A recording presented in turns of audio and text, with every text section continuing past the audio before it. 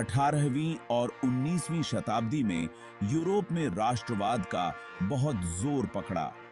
यह एक ऐसा समय था जब यूरोप के विभिन्न हिस्सों में लोग अपनी पहचान और अपने अधिकारों के लिए जागरूक हो रहे थे। इस ताकत ने पॉलिटिकल लैंडस्केप को बदल दिया। राजनीतिक बहसें और चर्चाएं अब केवल शासकों और राजाओं तक सीमित नहीं रहीं, बल्कि आम जनता भी इसमें भाग लेने लगी और लोगों को अपनी पहचान को नए सिरे से परिभाषित करने पर मजबूर कर दिया। वे अब अपने क्षेत्रीय और सांस्कृतिक पहचान के साथ-साथ एक व्यापक राष्ट्रीय पहचान की ओर भी देख रहे थे। यह ऐसा समय था जब एक तरफ बड़े-बड़े वादे किए जा रहे थे, तो दूसरी तरफ बहुत अशांति भी थी। सड़कों पर विरोध प्रदर्शन और विद्रोह आम हो गए थे। राष्ट्रवाद को समझने के लिए हमें इसकी जड़ों और इसके असर को समझना होगा। यह केवल एक राजनीतिक आंदोलन नहीं था, बल्कि एक सामाजिक और सांस्कृतिक परिवर्तन भी था। इस समय से पहले लोग ज्यादातर अपने इलाके या अपने राजा से अपनी पहचान जोड़ते थे। उनकी वफादारी उनके स्थानीय शासकों और उनके छोटे-छोटे समुदायों तक सीमित थी। राष्ट्र का विचार, यानी एक ऐसा समुदाय जो भाषा, संस्कृति और इतिहास से बंधा हो, इतना ज्यादा महत्वपूर्ण नहीं था। लोग अपने स्थानीय रीति रिवाजों और परंपराओं में ही संतुष्ट थे। फ्रांसीसी क्रांति ने सब कुछ बदल दिया। इसने न केवल फ्रांस में बल्कि पूरे यूरोप में एक नई सोच और जागरूकता को जन्म दिया। इसने लोगों के राज करने और राष्ट्रीय पहचान के नए विचारों को जन्म दिया। अब लोग अपने शासकों से सवाल पूछने लगे और अपने अधिकारों की मांग करने लगे। फ्रांसीसी क्रांति ने पूरे यूरोप के लोगों को प्रेरित किया। उन्होंने देखा कि कैसे एकजुट होकर वे अपने अधिकारों के लिए लड़ सकते हैं और एक नया समाज बना सकते हैं। उन्हें एकता और खुद फैसले लेने की आजादी चाहिए थी। वे अब अपने भविष्य को खुद तय करना चाहते थे और किसी बाहरी शक्ति के अधीन नहीं रहना चाहते थे। इस चाहत ने बहुत सी क्रांतियां और आजादी की लड़ाइयां शुरू कर दी। यूरोप के विभिन्न हिस्सों में लोग अपने अपने तरीके से स्वतंत्रता और समानता के लिए संघर्ष करने लगे। इन घटनाओं का असर आज भी हमारी दुनिया को आकार दे रहा है। हम आज भी उन संघर्षों और बलिदानों को याद करते हैं जिन्होंने हमारे समाज को बदल दिया। राष्ट्रवाद का उदय एक जटिल घटना थी जिसके कई पहलू थे। यह केवल एक राजनीतिक आंदोलन नहीं था, बल्कि एक सामाजिक और सांस्कृतिक परिवर्तन भी था। इसके अच्छे और बुरे दोनों तरह के परिणाम सामने आए। एक तरफ इसने लोगों को एकजुट किया, तो दूसरी तरफ इसने संघर्ष और विभाजन को भी जन्म दिया।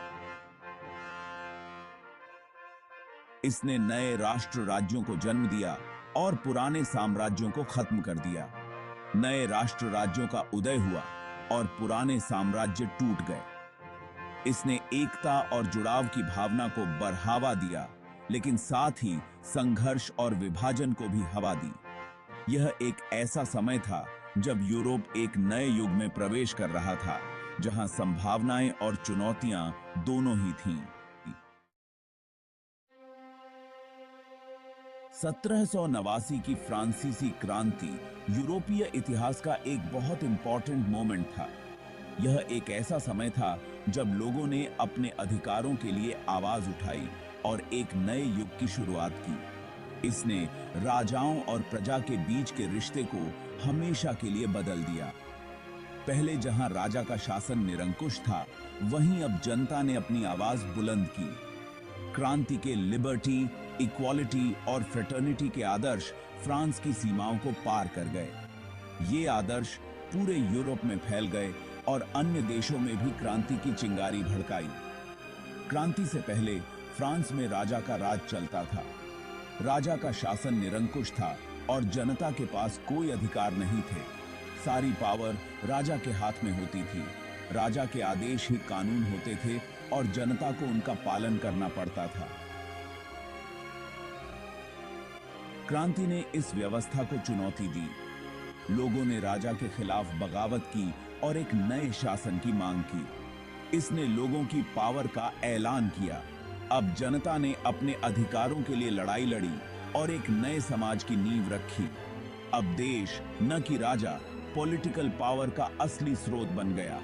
जनता ने अपने अधिकारों को पहचाना और एक नए राजनीतिक ढांचे की स्थापना की। राष्ट्रीय संप्रभुता के इस नए कॉन्सेप्ट का बहुत गहरा प्रभाव पड़ा। इसने पूरे यूरोप में क्रांति की लहर पैदा की और अन्य देशों में भी बदलाव की मांग उठी। इसने पूरे यूरोप के लोगों को अपने शासकों के बारे में सवाल पूछने पर मजबूर कर दिया। लोग अब अपने अधिकारों के प्रति जागरूक हो गए थे और अपने शासकों से जवाबदेही की मांग करने लगे। फ्रांसीसी क्रांति उन लोगों के लिए उम्मीद की किरण बन गई जो आजादी और खुद फैसले लेने की चाहत रखते थे। यह क्रांति एक प्रेरणा बन गई और लोगों को अपने अधिकारों के लिए लड़ने का हौसला दिया। क्रांति की विरासत सिर्फ इसके पॉलिटिकल रिजल्ट्स तक सीमित नहीं थी। इसने समाज के हर पहलू को प्रभावित किया और एक नए युग की शुरुआत की। इसने फ्रांसीसी राष्ट्रीय पहचान की एक नई भावना को भी जन्म दिया। लोग अब खुद को एक राष्ट्र के रूप में देखने लगे और एक साझा पहचान का अनुभव करने लगे। अब फ्रांस के लोग खुद को एक साझा इतिहास, भाषा और संस्कृति वाला एक राष्ट्र मानने लगे थे। यह एकता और भाईचारे की भावना ने उन्हें और मजबूत बनाया। यह राष्ट्रीय पहचान की भावना भविष्य में फ्रांस के लिए बहुत महत्वपूर्ण भूमिका निभाने वाली थी। इसने फ्रांस को एक मजबूत और एकजुट राष्ट्र के रूप में स्थापित किया और आने वाले समय में भी इसका प्रभाव बना रहेगा।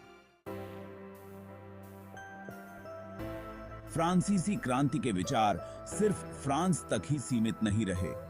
यह सैनिकों, बुद्धिजीवियों और यात्रियों के जरिए पूरे यूरोप में फैल गए। इन विचारों ने यूरोप में जगह जगह परिवर्तन के आंदोलनों को जन्म दिया और राष्ट्रवाद की आग को और तेज कर दिया।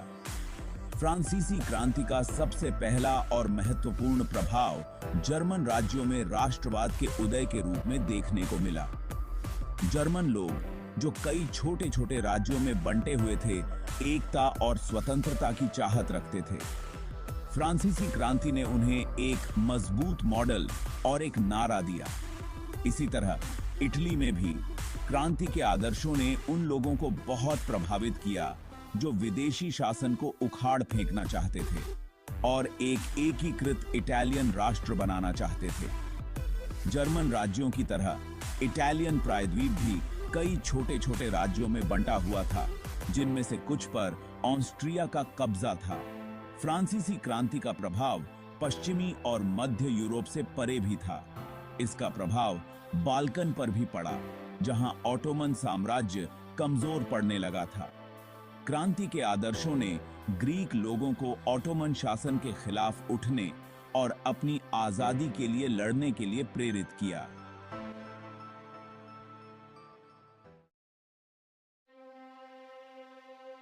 1830 और 1848 के बीच का समय यूरोप में क्रांतियों का समय था।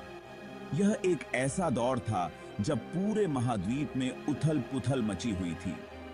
लोग अपने अधिकारों के लिए, स्वतंत्रता के लिए और एक बेहतर भविष्य के लिए संघर्ष कर रहे थे। इस समय की क्रांतियों ने न केवल यूरोप के राजनीतिक परिदृश्य को बदल दिया, बल्कि समाज के हर पहलू को प्रभावित किया। इन विद्रोहों के पीछे कई कारण थे, जैसे खराब आर्थिक स्थिति, राजनीतिक दमन और सबसे बढ़कर राष्ट्रवाद की बढ़ती हुई ताकत। आर्थिक कठिनाइयों ने लोगों को मजबूर कर दिया कि वे अपने जीवन में सुधार के लिए आवाज उठाएं। राजनीतिक दमन ने उन्हें और भी अधिक उग्र बना दिया और राष्ट्रवाद की भावना ने उन्हें एकजुट किया। यह एक ऐसा समय था जब लोग अपने देश के लिए, अपनी पहचान के लिए और अपने अधिकारों के लिए लड़ने को तैयार थे। 1830 की क्रांतियां जो फ्रांस में शुरू हुई और यूरोप के दूसरे हिस्सों में फैल गईं, ने यह दिखा दिया कि आजादी और लोकतंत्र के आदर्श कितने ताकतवर होते हैं। फ्रांस में शुरू हुई इन क्रांतियों ने पूरे यूरोप में एक नई ऊर्जा भर दी। लोग अपने अधिकारों के लिए सड़कों पर उतर आए और यह आंदोलन तेजी से फैलता गया। यह एक ऐसा समय था जब लोगों ने यह महसूस किया कि वे अपने भविष्य को खुद तय कर सकते हैं।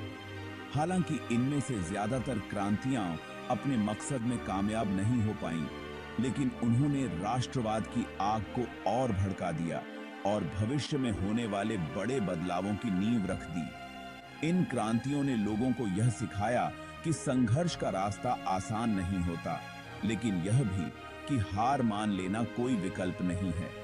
उन्होंने आने वाली पीढ़ियों के लिए एक मिसाल कायम की और यह दिखाया कि बदलाव संभव है, भले ही वह धीरे धीरे ही क्यों न हो। इस समय की सबसे मशहूर क्रांतियों में से एक थी ग्रीक स्वतंत्रता संग्राम, जो 1821 में शुरू हुआ और 1829 तक चला। यह क्रांति न केवल ग्रीस के लिए महत्वपूर्ण थी, बल्कि पूरे यूरोप के लिए भी एक प्रेरणा का स्रोत बनी। ग्रीक लोगों ने अपने देश की स्वतंत्रता के लिए जो संघर्ष किया, वह इतिहास के पन्नों में स्वर्ण अक्षरों में लिखा गया। फ्रांसीसी क्रांति के आदर्शों से प्रेरणा लेकर और ग्रीक राष्ट्रीय पहचान की एक मजबूत भावना से प्रेरित होकर ग्रीक लोगों ने ऑटोमन शासन के खिलाफ बहादुरी से लड़ाई लड़ी। यह संघर्ष केवल एक सैन्य संघर्ष नहीं था, बल्कि यह एक सांस्कृतिक और सामाजिक आंदोलन भी था। ग्रीक लोगों ने अपनी भाषा, अपनी संस्कृति और अपनी पहचान को बचाने के लिए यह लड़ाई लड़ी। उनके संघर्ष की गूंज पूरे यूरोप में सुनी गई और उन्हें लॉर्ड बायरन जैसे प्रमुख व्यक्तियों का समर्थन भी मिला। लॉर्ड बायरन ने न केवल अपने शब्दों से, बल्कि अपने कार्यों से भी ग्रीक स्वतंत्रता संग्राम का समर्थन किया। उनके जैसे कई अन्य यूरोपीय लोगों ने भी ग्रीक संघर्ष को अपना समर्थन दिया, जिससे यह आंदोलन और भी मजबूत हो गया। क्रांतियों का यह दौर 1848 के बड़े विद्रोहों के साथ खत्म हुआ, जिसने कई यूरोपीय राजतंत्रों की नींव हिला दी। यह विद्रोह इतने व्यापक और इतने शक्तिशाली थे कि उन्होंने पूरे महाद्वीप को हिलाकर रख दिया। लोगों ने अपने अधिकारों के लिए, अपनी स्वतंत्रता के लिए और एक बेहतर भविष्य के लिए संघर्ष किया। हालांकि इन क्रांतियों को बड़े पैमाने पर दबा दिया गया, लेकिन उन्होंने यूरोप के राजनीतिक परिदृश्य पर एक गहरी छाप छोड़ी और यूरोपीय मामलों में राष्ट्रवाद को एक महत्वपूर्ण शक्ति के रूप में स्थापित किया। इन क्रांतियों ने यह दिखा दिया कि लोगों की आवाज को दबाया नहीं जा सकता। उन्होंने यह साबित किया कि जब लोग एकजुट होते हैं तो वे किसी भी बाधा को पार कर सकते हैं। क्रांतियों ने यूरोप के भविष्य को हमेशा के लिए बदल दिया और एक नई दिशा दी।